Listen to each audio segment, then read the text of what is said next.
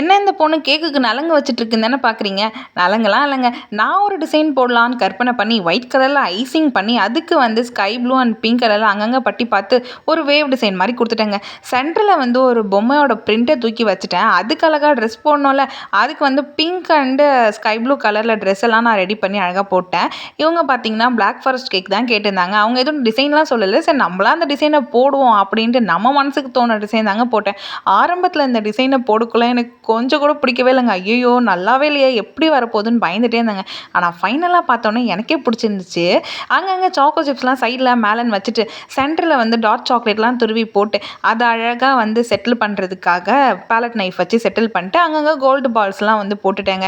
இதெல்லாம் போட்டுட்டு கேக்கோட final look பார்த்தா பரவாயில்லையே நல்லா தானே வந்திருக்கு அப்படின்ற மாதிரி ஆயிடுச்சுங்க. அவங்களுமே கேக் நல்லா சூப்பராக இருந்துச்சு அப்படின்னு சொன்னாங்க. உங்களுக்கும் அந்த கேக் பிடிச்சிருந்தா லைக் பண்ணி நம்ம சேனலை சப்ஸ்கிரைப் பண்ணிக்கோங்க.